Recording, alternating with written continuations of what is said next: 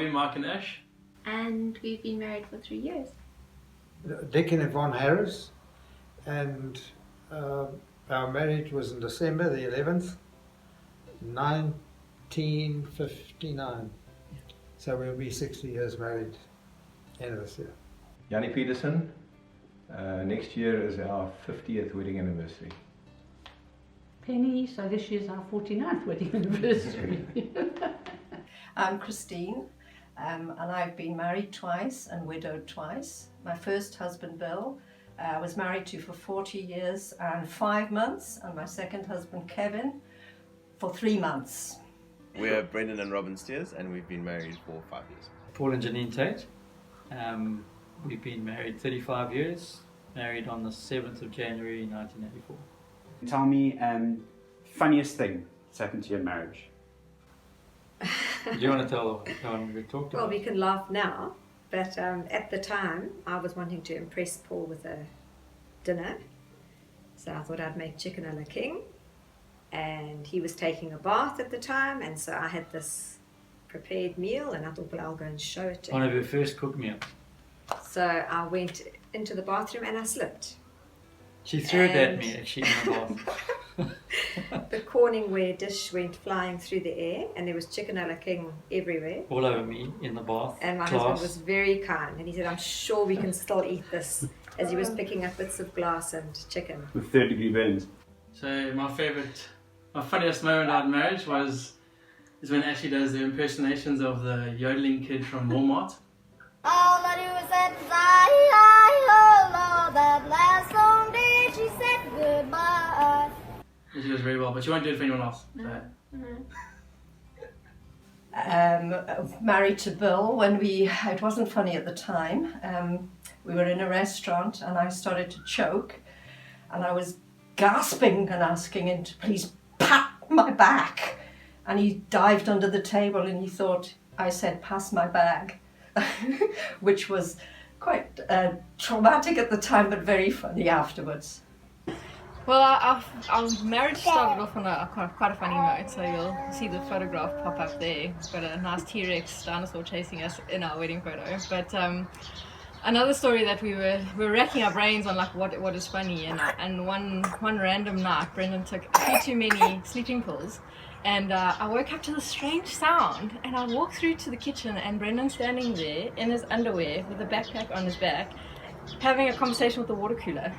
Like an inaudible conversation, and I mean, we laughed about it afterwards. It wasn't funny at the time. We've had a marriage characterised by a lot of laughter, so it wasn't easy picking one moment, but I think that's one of them. Give me something that's been really hard in your journey over the last 59 going on 60 years. Sure, Richard, that's a very difficult one, because there have been so, obviously, in all that length of time, there are many hard times. But I would say at this moment in time in our lives, at this stage of our lives, and the age we're at now, for me, the most difficult part is coping with the fact, knowing that one of us is going to have to die soon. And I find that very hard to cope with. And I know it's very selfish, because what we've got coming is too glorious for words.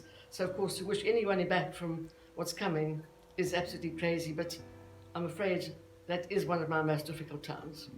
Definitely getting him was a major adjustment. Being married in itself is a major adjustment.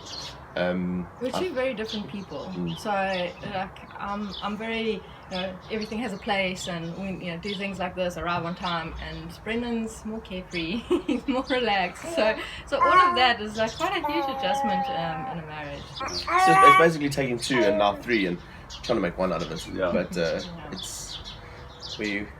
by the grace of God, we've got it done.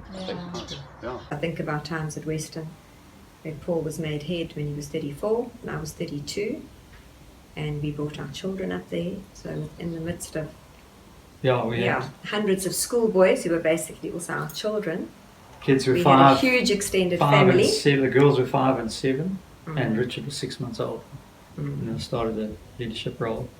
So along with our own family, we had this extended family. So God was very gracious and brought us through many dangers, toils and snares. I think raising 4 sons and at the same time trying to build your professional career, and at the same time also building a godly Christian home. And that, of course, is with the 4 sons being approximately 5 years apart. To let Bill take control, knowing that God put him at the head of the family, and even when he was wrong, to go along with his decisions.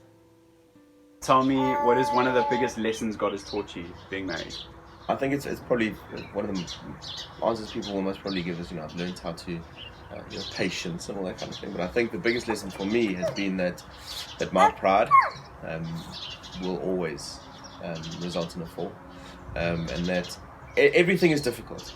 But if you keep God and Jesus at the center of your marriage, always, the other things flow from it much easier. And that's been a hard lesson. That's one thing we always try and do. We don't always get it right, but we do try and do. Not to try and always be in control with children and husbands. Well, for me, the only thing that I've been taught by God is that I have to keep Jesus in the center. Because if he's not in the center, then chaos reigns in a house with 4 sons. We're saying just that how desperately we need a savior, and how much better marriage is and how much better life is when God is the center. So it's so easy to not have God as your first love, to love each other more. But when God is your first love, separately, he draws you together so much more. So, and that's been really cool.